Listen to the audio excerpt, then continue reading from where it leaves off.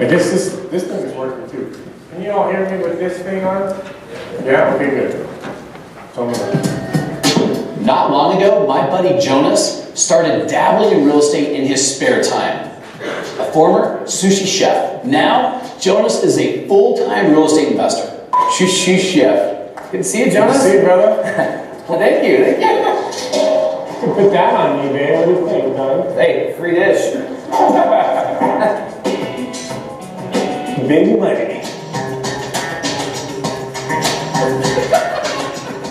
Okay, so that if you guys don't recognize that guy on there, his name is Doug Clark. He used to have a show called Flipman, and he's doing a new show, and it's called Big Money. And I had the privilege of being asked to be on the show and just do our real estate thing. So, What network? this is on, it's either ABC or NBC at 10 o'clock on Sunday mornings. So check either of those two. It's called Big Money, and it's cool. It gives all kinds of real estate tips and stuff. But that's not. I'm not trying to plug his show. It's just I just wanted to show that clip. So next. Okay. So Sean Watkins asked me not to get to Anthony Robbins on you, so I was trying to avoid it. But it's just kind of inevitable that I had to bring up this first, because really, this is going to make or break whether or not you do a deal, in my opinion. Because I've seen a lot of people come and go in the club, and the ones that do the deals, they're in a position where they're kind of at rock bottom, or they've got something that's really, really motivating them to get a deal done. And my mentor, one of my mentors, Sean Watkins, I'm not sure if you've noticed, but this guy has dropped some serious weight in the past few months. How many pounds have you lost, Sean? 72. 72. Let me ask you, what was the motivation behind that? Then I trying to chase my kids around and getting running out of breath. Yeah. So you had an incident, right? Like, Yeah. On December 3rd, 2010, I had a sudden cardiac arrest in my office, and I died. And 18 minutes later, I was revived by a paramedic after my son gave me CPR for 18 minutes, and I woke up at the Park Center, and they implanted me with a defibrillator device in my chest. And even though they didn't find anything, any reason why it happened, heart disease or anything else, they said it might be a good idea if you didn't weigh so much. It's just easier on everybody.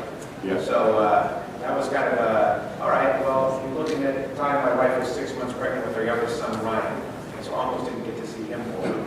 And so it goes back to what I said: how do you want to spend your time? I'd rather spend my time chasing my kids and catching them rather than having them ask me, "Daddy, do you need a glass of water? Do you need to sit down?"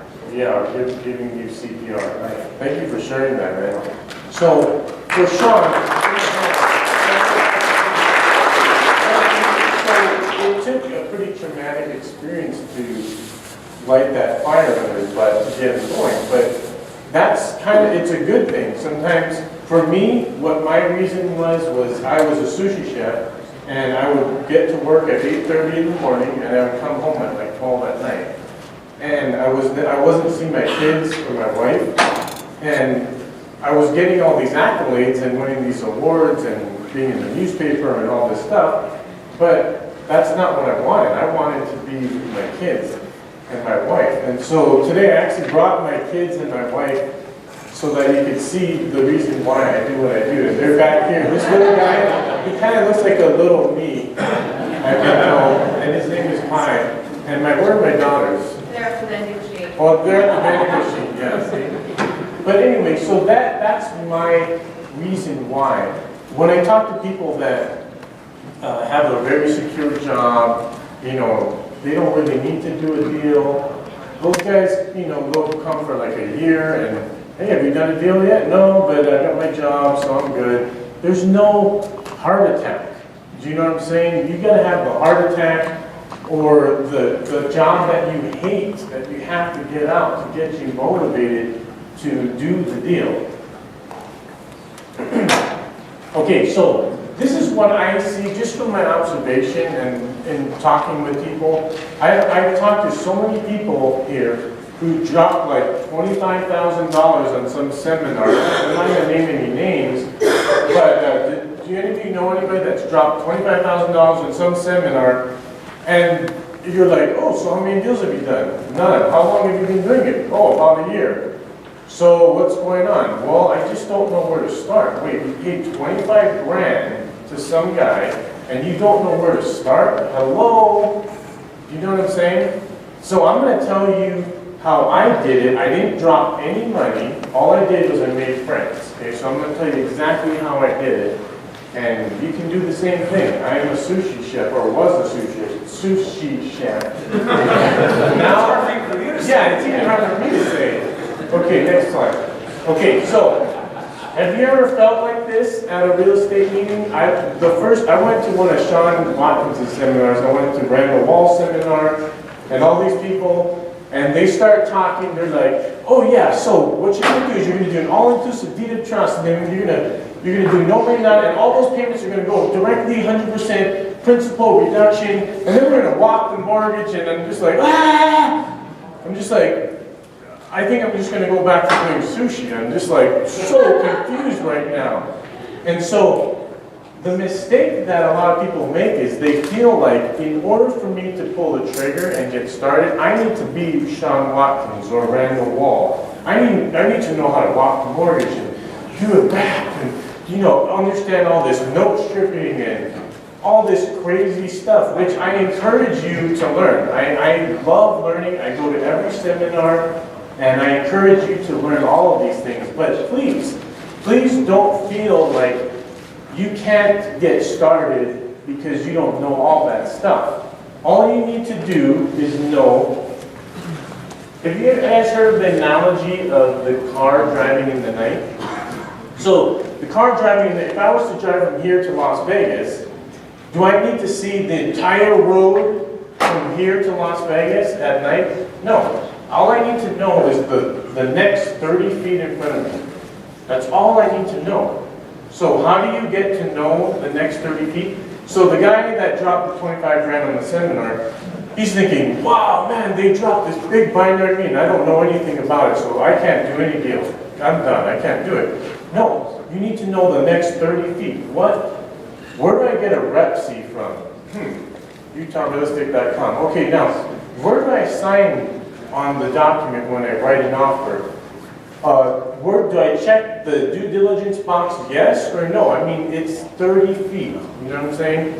You don't have to know how to walk a mortgage before you do a deal. All you need to do is buy a deal for less than what it costs to resell after your repairs. That's all you need to know. I mean, you can do that. And so, okay, next one. Okay, this is what I did, okay? I came to the club and I said, okay, who are the movers and the shakers here? I want to learn from the masters. So I'm like, whoa, Randall Wall, Sean Watkins, Matt Snade, Matt Atkinson, blah, blah, blah, blah, blah, all these people. I went to every seminar that they gave. And I invited them to a free sushi class, right? And I bought them lunch. I mean, I became their friend, okay? Because nothing is more annoying than somebody that just wants to take from somebody and not give anything. So what I did was I just said, you know what, I'm going to be friends with the best real estate guys, and I'm going to get to know them, give them free sushi classes, buy them lunch, so that I can pick their brain. And here's the secret, guys. This is it right here. Because if you go to Sean Watkins exclusively and you're just like, hey, how do you fill out a contract? And every time you have a question, he's going to be like, dude, stop calling me, because I mean, figure it out on your own. So this is what I did. I have a list of mentors, and what I do is I rotate through them. Okay, so every time I have a question, I have a list of like 10 people that are just crushing it in real estate. So when I have a question one, I call Sean Watkins. The next time, I call Randall Wall, or I email them. Email is the best, by the way, for these guys, because they're really busy. And I rotate through, so he might get a question from me once every 3 to 6 months. And he's not getting annoyed by me. He's like, hey, I'm cool, you know, you can help me out. Buy me lunch every once in a while. This is the secret. You just have to be nice to people and give them something. I mean, not like in a manipulative way, but just be a giver and be nice. And most people, I haven't had any real estate investor that was doing better than me shut me down and say, you know, I can't answer that question for you. Never, not once. Next one. Okay, so get answers to your questions already. You went over that. Okay, here's the thing. This is where the rubber meets the road. Sean talks about this all the time. You've got to make the offer. The offer is where the rubber meets the road. If you're not making offers, you're not going to do any deals. So sometimes we find a deal that might be a deal, and we're like, oh yeah, my neighbor, he wants to sell, and I think it's a deal. And you know, you say he really wants to sell it, and then yeah, so I got this deal, and we start talking about it, we work it up, and then we do nothing. We don't make the offer because we don't know how to make the offer. Again, that's where it comes back to, you need a mentor who can walk you through these things. Perfect. Next slide. Okay, so this is what I see happen a lot at the clubs.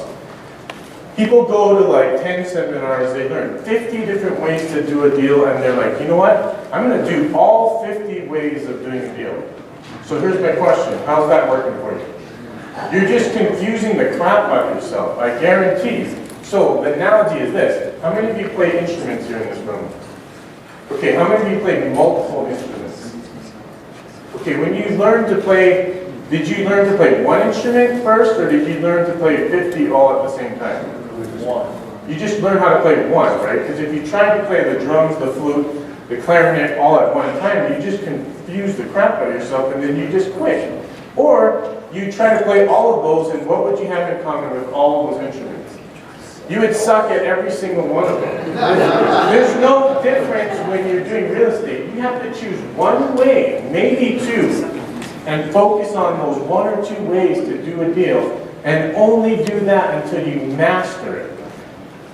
Master the violin and then move on to the clarinet, but don't try to do all 50. I tried to do that and I just confused the crap amount on myself, and I was like, I think I just want to go back to playing sushi.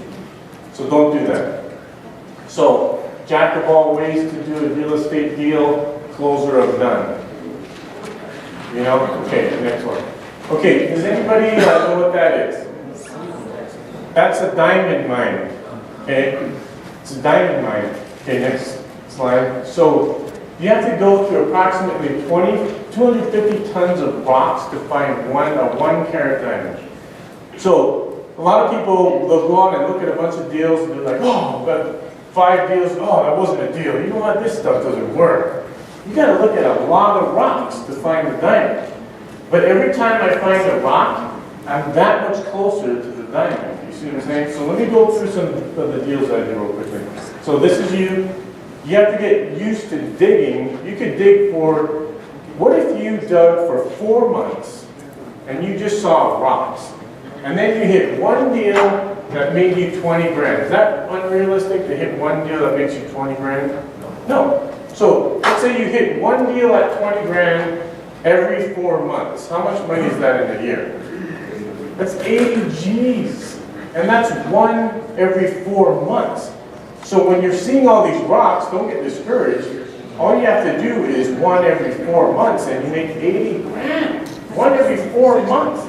60, sorry. 20, 40, yeah, sorry. Just because I'm Asian doesn't mean I'm good at math, okay? Okay, next slide. I see this happen all the time. Check out this slide here. How many guys you know have come for like 8 months straight? Hey, how's things going, man? You know what, I'm looking, I can't find a deal. And then right before they're about to find a deal, they turn around. Don't be that guy. Trust me. If you only, let's say you went all year long and you only found 2 deals that made you 20 grand. So you went 6 months apart. That's 40 grand. Don't stop when you're 3 feet from goal. Yes, don't stop when you're 3 feet from goal. Next slide. So that's what we're looking for. I'm going to show you some of the deals I did. That was one of my first deals. Keep going. Not bad for the first deal last year. Next one, more digging. Next deal. 24 G's, not bad, keep going. But that's a cabbage to go kitchen? Yeah. 17 grand on the next deal. Now, these are months apart, you guys. It's not like every day I'm pulling down a monster deal. These are months apart. Keep going. More digging, another diamond. This one we just are working on right now in West Valley. So, keep going. Okay. Okay, so here's my last analogy. Anybody wants The Biggest Loser? Anybody? Nobody wants The Biggest Loser. Wow, okay. Okay. This is the mistake that sometimes we all make. Why do we watch The Biggest Loser? Because we watch that person, keep clicking, and we're like, we vicariously live through the person, right? We're like, oh my gosh, I feel so good. That person lost all that weight. And then you go and weigh yourself, you're like, wait, I didn't lose any weight, but it felt like I did. Did anybody ever do that? It makes me feel so good to watch the show. Now, sometimes we come to the meetings here, and we hear about other people doing deals, and it's like watching The Biggest Loser. We're like, oh my gosh, Sean, you pulled on that bunch of deal, that's awesome. And you feel good, and you go home, and you're like, wait, I'm not doing any deals. So where does the rubber meet the road? You need to get on the treadmill of real estate, and you need to start moving. And you can't feel good just because other people are doing deals around you. You need to get on the treadmill, and you are the biggest loser. Do you see what I'm saying? And so, next slide. How am I doing on time? Okay, a couple minutes left. Okay, so I felt guilty of this myself. Okay, for years, for over a decade, I watched this show called Survivor, and I was like, man, that show is so awesome. And every time the guy won the $1 million, I was like, oh, I feel so good. And then I turn off the TV, oh crap, I'm broke. And so finally I was like, you know what? Why don't I apply for the show? And oh my gosh, I got on the show. After over a decade of watching other people do it, I was so stoked. And so, next slide. That's me and Richard Hatch, the guy who first won Survivor. This is like one of the most surreal moments of my life. I'm sitting here with Richard Hatch signing autographs for people, and I'm just thinking, wow, what if I just sat and watched other people play the game? And what if I didn't go out and apply? So, my point here is that all of this stuff that we're learning here, it's all theory until you go out and do it. And you have to go and do it. No matter how impossible it seems, you can do it. And so, I know that's kind of Anthony Robbins, but next slide here. Okay, so the 3 things that will determine your success. One more time. So constant searching for deals. You just have to constantly search for deals. Go ahead. And you have to constantly make offers, like all the time, over and over, and get rejected and find all these rocks. One more time. And just get answers to your questions from the mentors. So, one more time. 30 feet. That's all you need to know. When you get stuck and you don't know the next 30 feet, send me an email. Find a mentor. Find somebody else here. And they're all willing to help. So, click one more time. That's my email address. Okay, don't call me like every 5 minutes, but if you have an emergency, call me. If it can wait, send me an email. I'm happy to get back. And find some more mentors. But the answers are all there, and you only need to know the next 30 feet before you get started. And that's all you need to know is what I'm saying. And then, oh yes. And so, does anybody have any questions? 5 questions. Tell us your name again. My name is Jonas Otsuji. You want my social security number too? It's Jonas Otsuji. Is that Otsuji or? Otsuji? No, that's a good joke though. That's a good joke. How long were you on Survivor? How many weeks? I was on there for 20 days. And they kicked me out because I was too nice. I was like cooking for everybody, and we gotta get rid of Jonas. He's gonna win all the votes. So I should have been meaner. Okay, any other questions? Yes. Where do you get your money to buy all your deals? So I borrowed money from family and myself, my life savings and family. That's cheaper than hard money.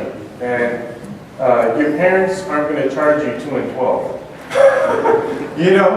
I mean, they're just not. If you I do.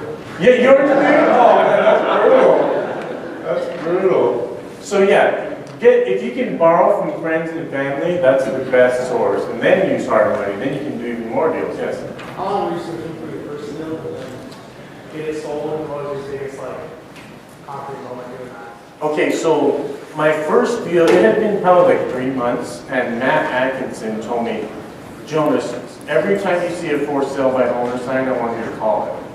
And that's what I did. That was my first deal, that duplex that you saw there. I bought it for $140 and we sold it for like $259.99. It was a crazy deal. A lot of work, but that's how I found my first deal. And I didn't have time to go over it, but the majority of the other deals I found through realtors, which if you want to know how I did that, just email me and I'll be happy to answer your questions. All right. Oh, that picture be with the gentleman, the first survivor. Oh, you know that spray stuff that you get on TV? Yeah, that's what you're seeing right here. Yeah. No, I'm just kidding. Maybe it was just a bad hair day. Thank you so much, guys.